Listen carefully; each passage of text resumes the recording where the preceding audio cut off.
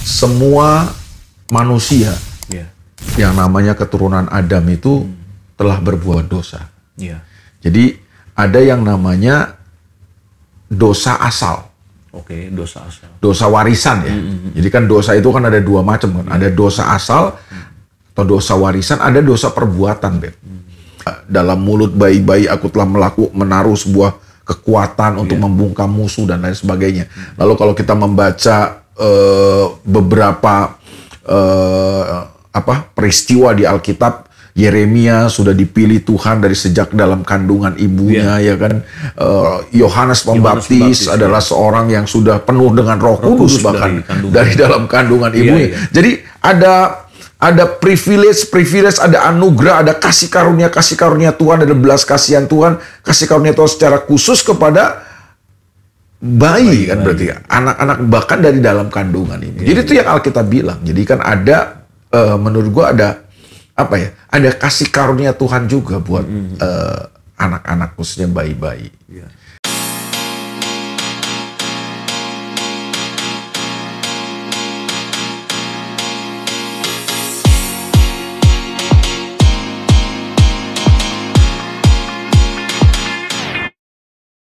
Shalom Bapak Ibu Saudara, puji Tuhan kita berjumpa lagi dalam program kesayangan kita, Garansi.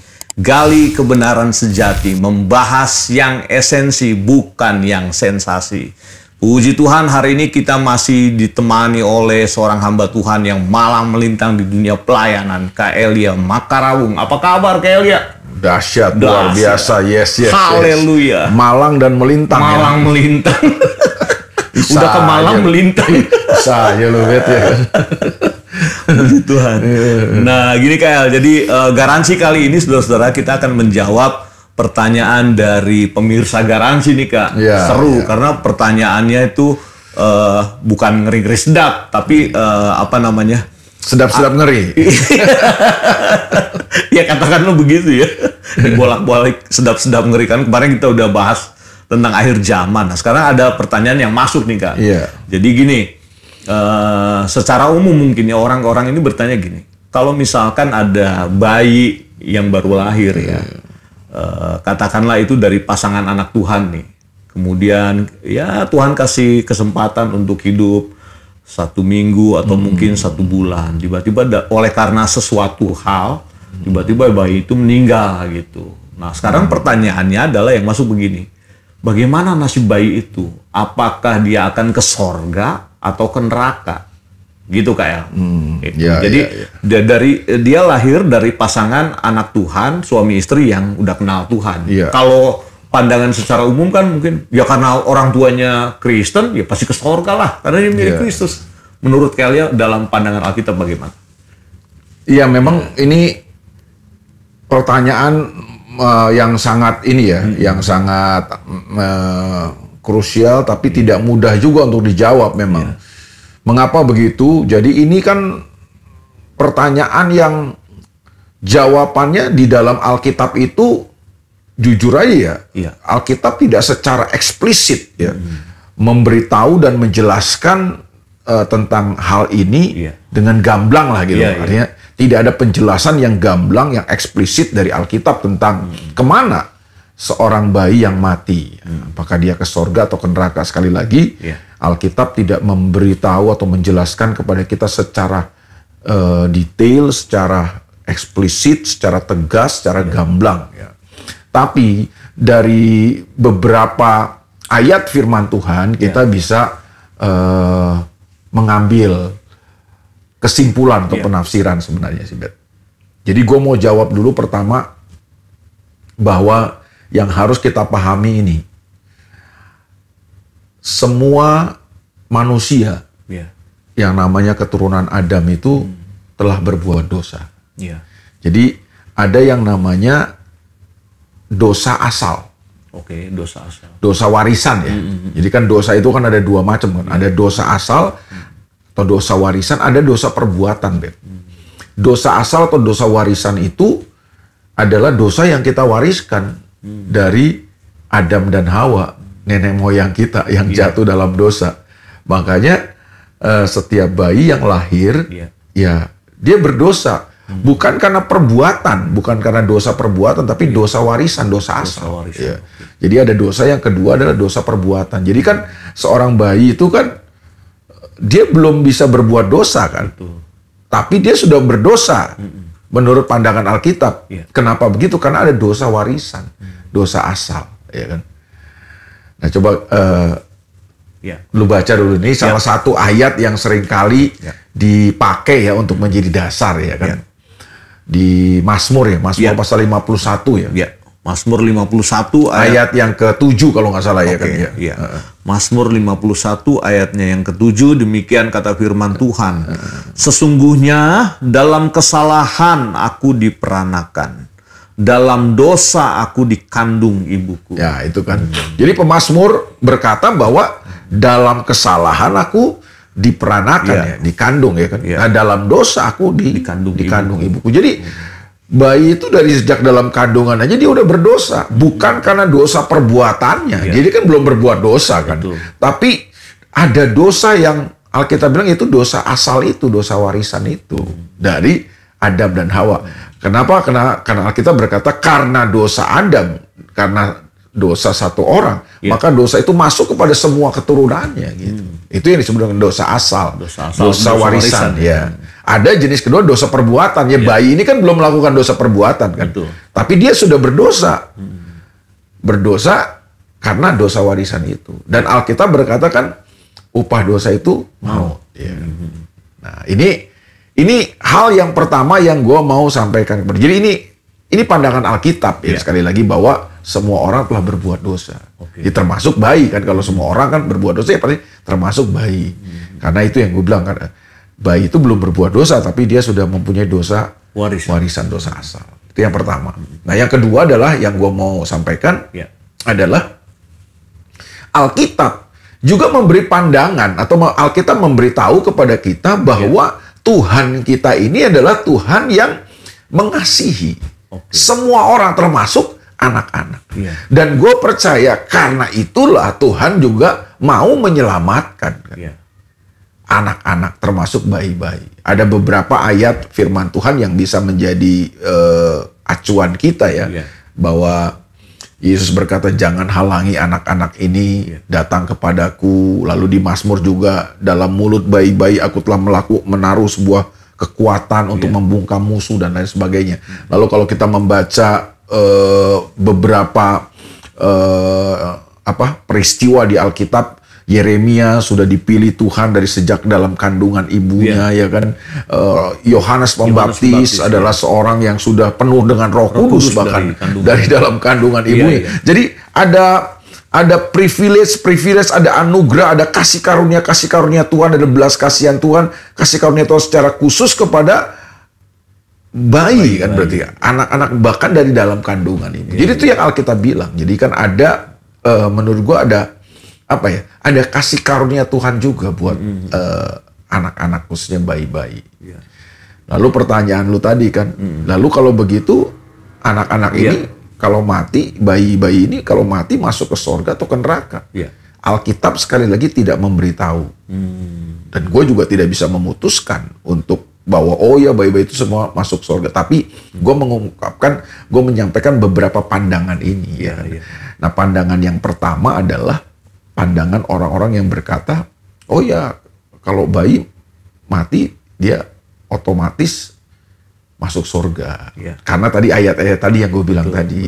Tapi akan ada pandangan yang lain juga yang punya acuan pada ayat-ayat firman Tuhan juga.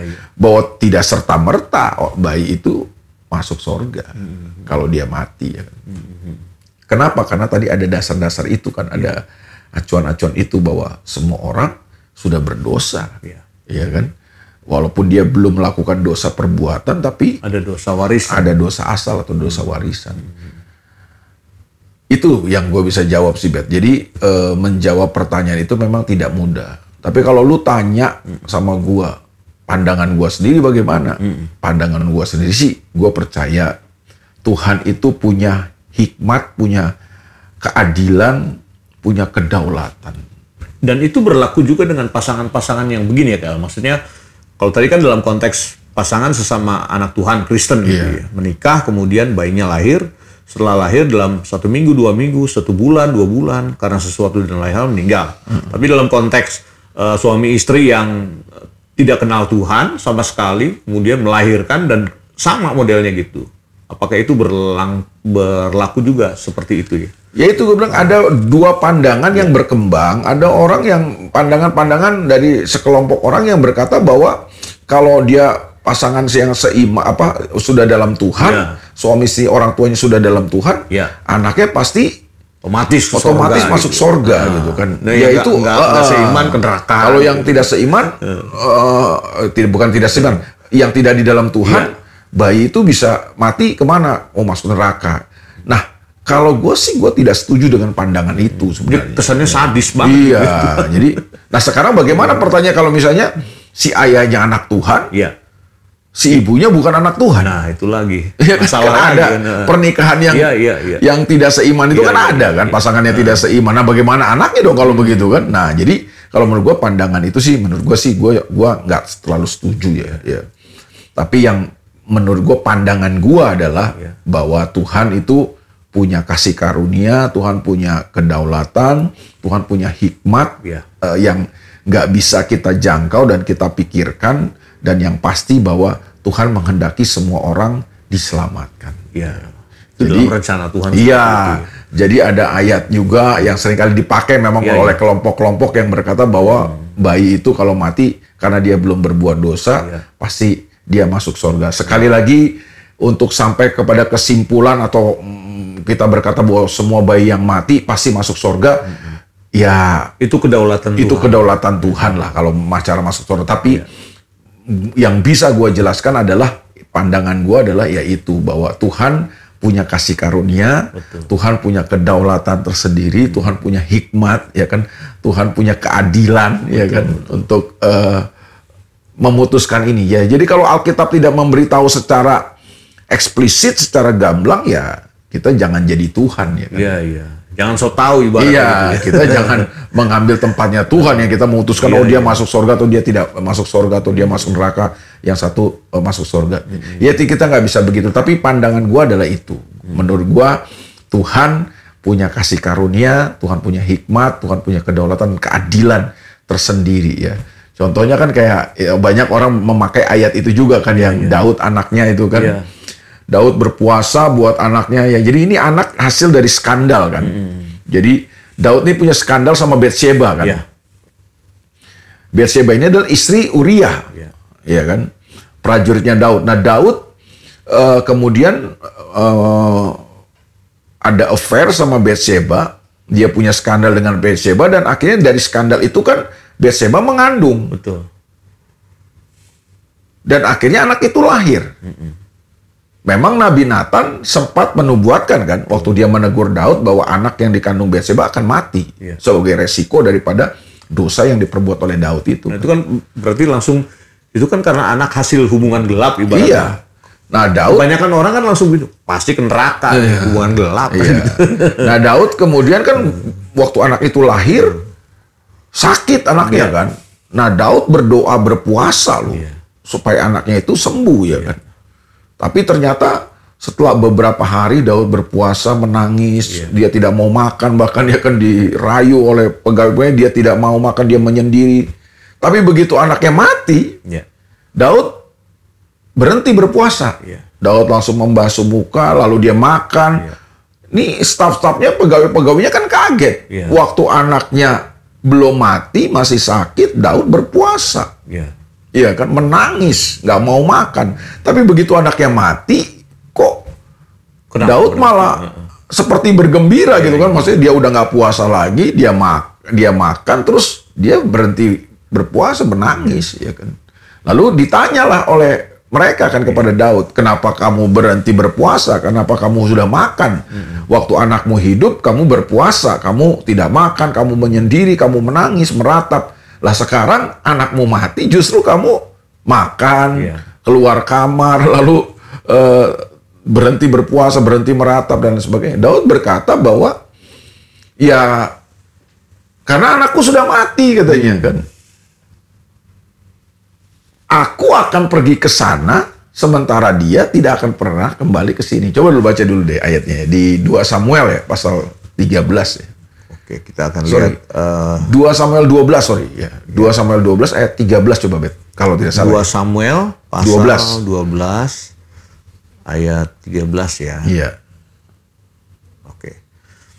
Lalu berkatalah Daud kepada Nathan, "Aku sudah berdosa kepada Tuhan." Dan Nathan berkata kepada Daud, "Tuhan telah menjauhkan dosamu itu. Engkau tidak akan mati." Gitu, Kak. Ayat berapa itu tentang anaknya ya? Ini ayat 13. Ayat 19 kali ya, coba. Sekarang yang kita lihat anaknya mati itu ya. Daud kemudian berhenti berpuasa dia. Ayat 19, 2 Samuel 12:19 katakan demikian. Ketika Daud melihat bahwa pegawai-pegawainya berbisik-bisik, mengertilah ia bahwa anak itu sudah mati. Lalu Daud bertanya kepada pegawai-pegawainya, "Sudah matikah anak itu?" Jawab mereka, "Sudah." Ayat 20, lalu Daud bangun dari lantai, ia mandi dan berurap dan bertukar pakaian. Ia masuk ke dalam rumah Tuhan dan sujud menyembah. Sesudah itu pulanglah ia ke rumahnya dan atas permintaannya dihidangkan kepadanya roti. Lalu ia makan. Terus ayat 21, berkatalah pegawai-pegawainya kepadanya, "Apakah artinya hal yang kau perbuat ini?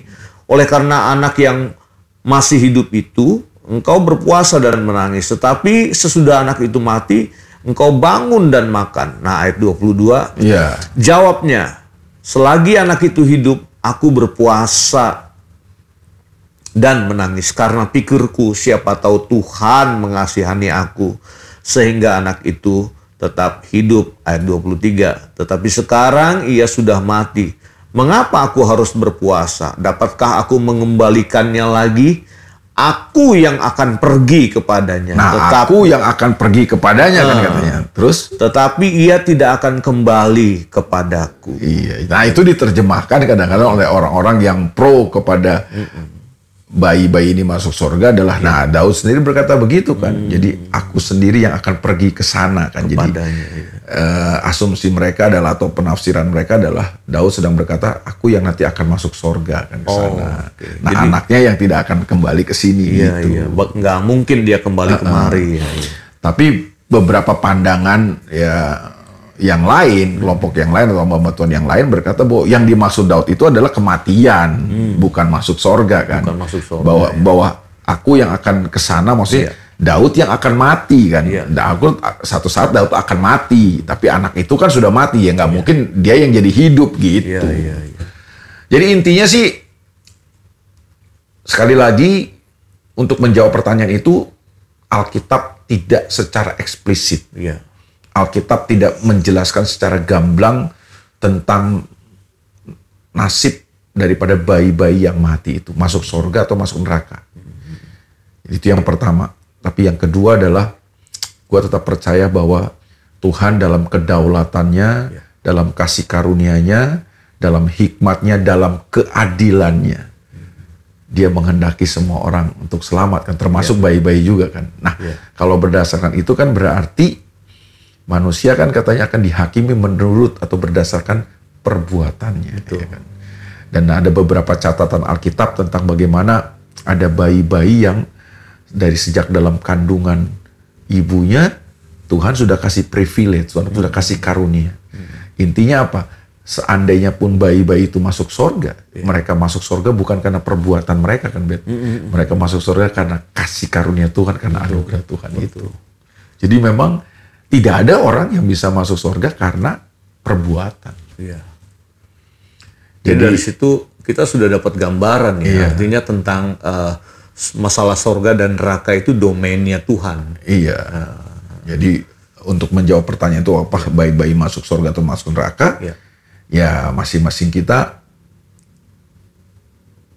memikirkan sendirilah kesimpulannya. Kesimpulannya adalah kesimpulan apa yang kita mau. Ada orang-orang yang pro, ada orang-orang yang kontra, tapi kalau pandangan gue, lu tanya pandangan gue, ya pandangan gue itu bahwa semua manusia sudah berdosa, kata Alkitab, ya kan? termasuk bayi-bayi sudah berdosa ya kan gitu. Dosa warisan. Dosa warisan, dosa asal. Tapi yang kedua kan, Tuhan menghendaki semua orang selamat. Iya. Dan menurut gue termasuk bayi-bayi juga kan. Itu sebabnya gue percaya ada kasih karunia Tuhan, ada keadilan Tuhan, ada hikmat Tuhan, ada kedaulatan Tuhan yang Tuhan akan nyatakan juga buat intinya mereka. Bahwa keadilan Tuhan itu jangan pakai otak kita menakarnya gitu ya KL ya. Kalau kita kan wah ini karena nggak percaya Yesus atau udah neraka ini sadis banget kan gitu. Jadi intinya bahwa tidak ada satu orang pun yang bisa masuk surga karena perbuatan. Di semua karena kasih karunia Tuhan. Mantap. Ya memang jawabannya agak tidak memuaskan karena tidak bisa hitam atau putih. Betul. Tapi memang Alkitab tidak memberitahu secara eksplisit. Kalau Alkitab memberitahu secara eksplisit, kita akan jawab. Ya. Karena ini masuk domain rahasianya Tuhan. Iya, dan ini ya kita jangan jadi Tuhan lah yang bisa memutuskan, cuma Tuhan. Ya. Gitu, Bet. Ya, semoga garansi kali ini menjawab pertanyaan yang masuk ke redaksi Garansi. Dan jikalau saudara ada pertanyaan lagi tentang hal-hal yang mungkin ingin saudara tanyakan, bisa menulis di kolom komentar. Dan di waktu yang akan datang, episode yang akan datang, kita akan menjawab tentunya dengan hikmat Tuhan. Sampai berjumpa dalam Garansi yang akan datang. Tuhan berkati kita semua.